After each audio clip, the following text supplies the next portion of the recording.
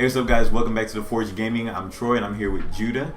And this is another episode of 1v1, where we duke it out, where I'm always on top, always the champ.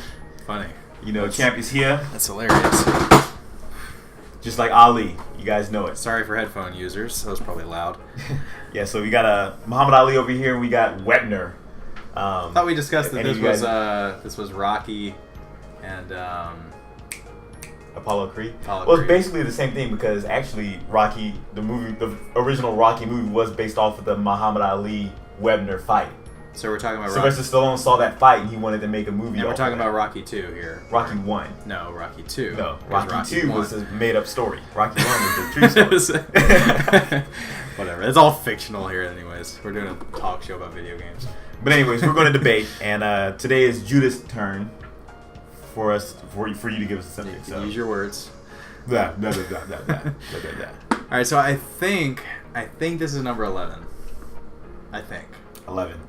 11 sounds right. Stranger Things is October. Stranger Things That's is true. coming back. It's 11. October. 11. It's October. There's all Judah doesn't kinds get of that stuff. reference what 11 means. I don't either. But he has to watch Stranger Things in order to understand. No. But okay, so some of you might remember that the very first week we had a topic that was, very debatable, especially between me and Troy.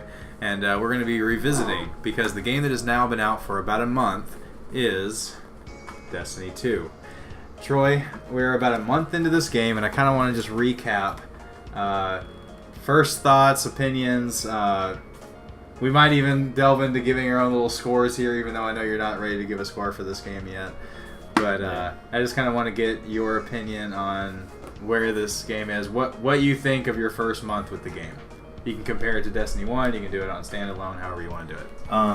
the launch of this Destiny was much better than the launch of Destiny 1. Correct. By far. It totally blows it out of the water. Thought the campaign was better. I didn't think the campaign was epic.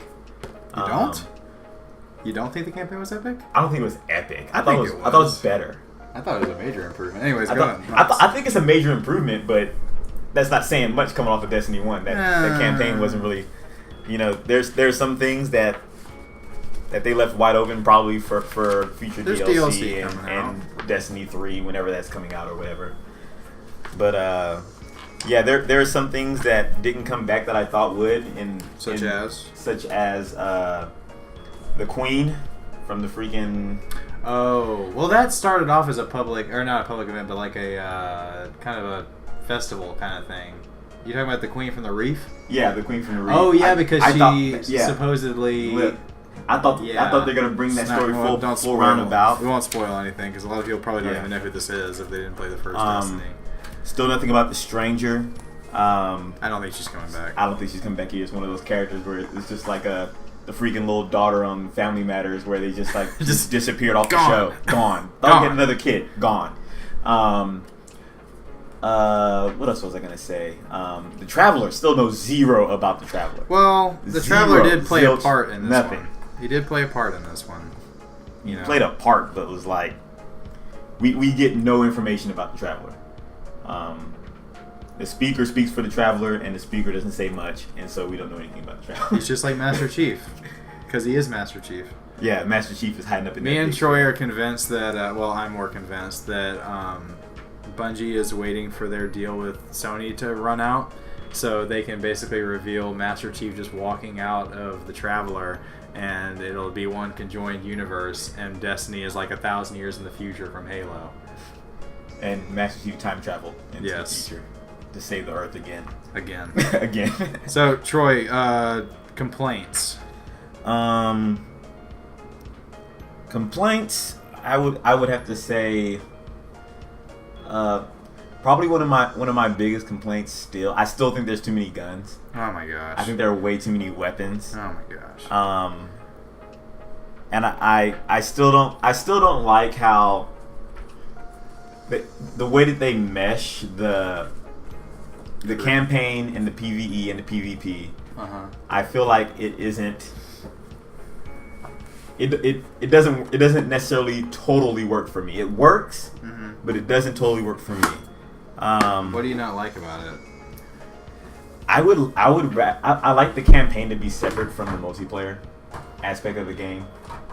You know how I feel about Halo, and how one of the things I thought made Halo great was that you played the campaign, you played a specific character, Master Chief. Sure. And then you went in the multiplayer and you were just a Spartan.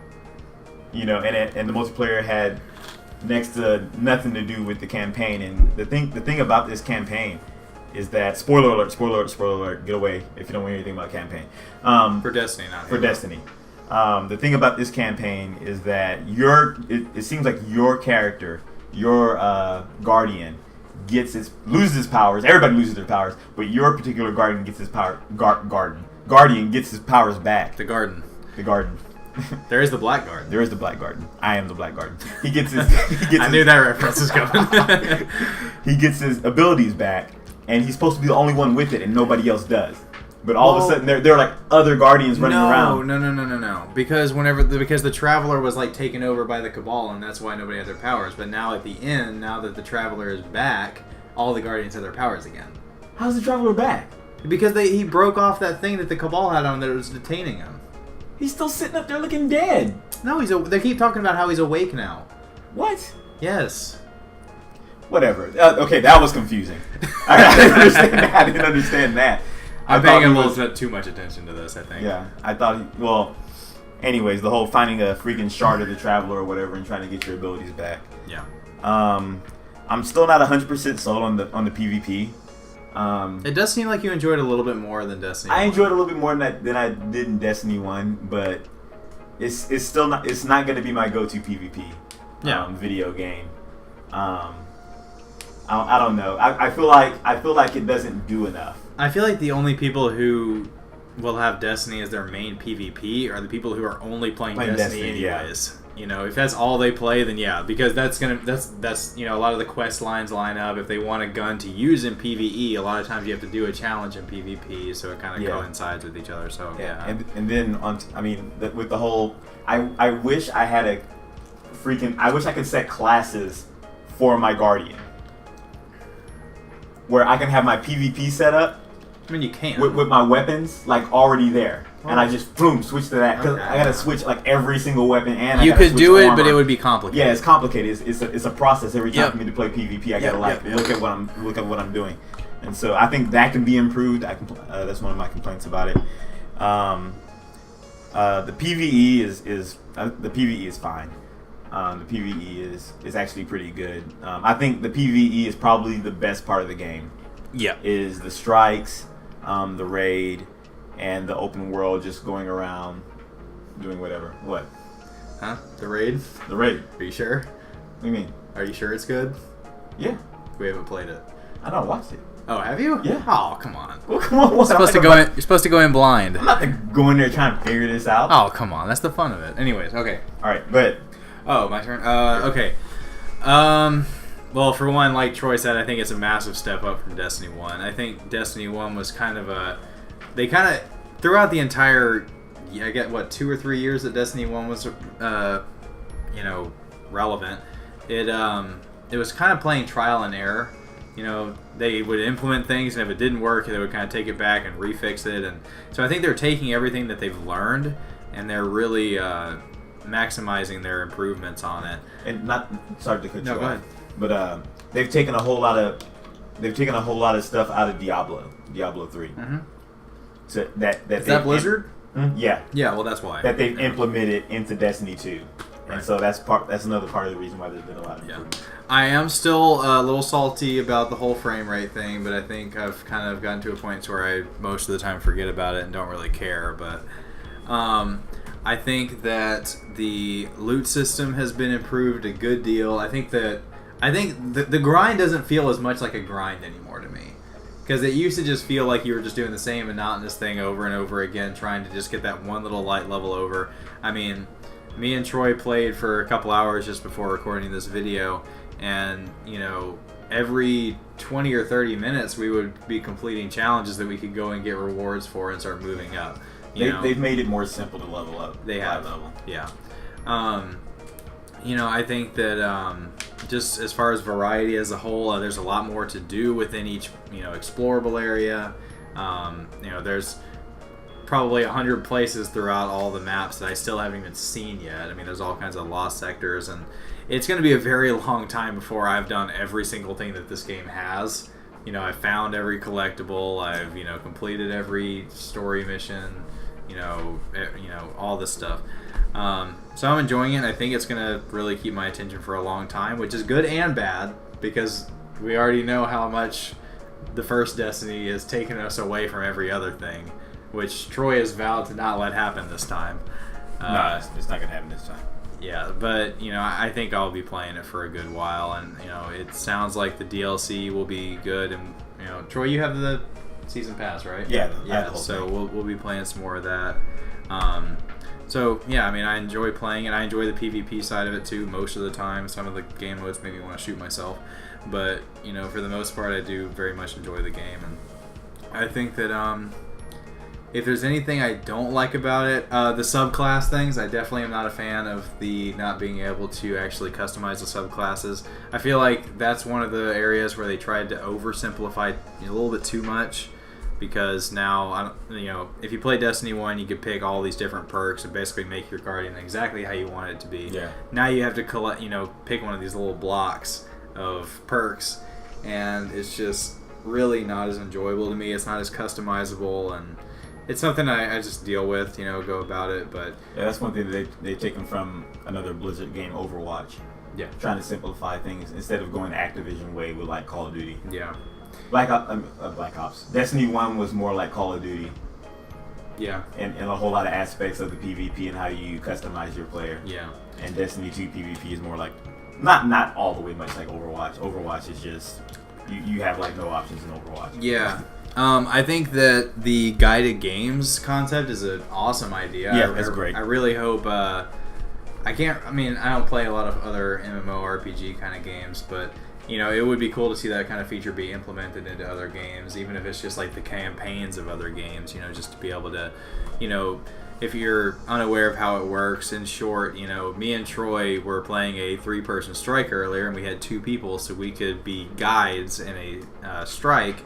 And then somebody else who is by themselves is a seeker, and since you can't really run a Nightfall strike by yourself, I mean technically you can, but they can then find a person, and those people can help other people, and it works with raids, and I don't know if it works with PvP or not, but it's just a cool way for the community to be able to kind of get matched up with each other. We've already made a friend or 2 using it. Some people in our clan. Cool. Speaking of which, we do have a Forge Gaming clan. Is it The Forge Gaming? The Forge Gaming. The Forge Gaming. If you do want to join the Destiny clan. On Xbox. On Xbox One. Is it just? It's not universal? It's not universal. Oh, okay. Well, then on Xbox One. Yeah. So, yeah, I mean, that's my taking on it. I mean, I'm excited for the future of it. It's your taking. Yeah. Getting the puns in here. So, Troy, if you had to give a score as of right now. As of right now, I would give it 8.2. Okay. As of right now. GameSpot gave it a 9, I believe. Yeah. So, gosh. As of right now, I think probably an 8.75. Probably pushing it. I definitely don't argue a 9 at all. It definitely has its flaws, but they're few and far between. I mean, you can just look at the way the community handles things. I mean, the first year and even towards the back end of Destiny 1, there was always something that the community was complaining about. Whether it was the RNG or a certain weapon or the meta. Or I have a hard time giving it that high of a score, man. You said 8.25. That's half a score below 8.2. 8.2. Oh, 8.25. 8.2. But like, when you start putting things up at 9, bro, like you're saying like this is close to Halo 2. Like you're like no, that's not fair. It is. That's what you're saying. No. Like the campaign is that epic. The multiplayer is that epic. Like you're. Okay, look. Let's look at 2 games that got 10s. Okay, GTA 5 and The Last of Us both got 10s. But you're not going to go and compare those 2 games because they're 2 completely different things. But both those 2 games were perfect at what they did. Destiny 2 is dang near perfect. It is not dang near perfect. I think so. That's so, bro. That campaign was not epic, bro. It was good. I think it was very good. It was good. good. The soundtrack was twice as good as the first one was. Soundtrack. I miss Marty O'Donnell. Yeah, I like the soundtrack. But it very much fit the game. It fit the game. The music was great. They added all kinds of new elements to it, like that that we had never seen in Destiny before. Like the first of all, the missions are way longer. They're more complex. Yeah. There was the mission with the tank, which is totally Bungie. Yeah. Bungie's been doing that since Halo. It's just I feel like they really dove into it. The cutscenes made a whole lot more sense. I was able to follow the storyline. I really feel like Bungie got scared with a whole lot of aspects of the game.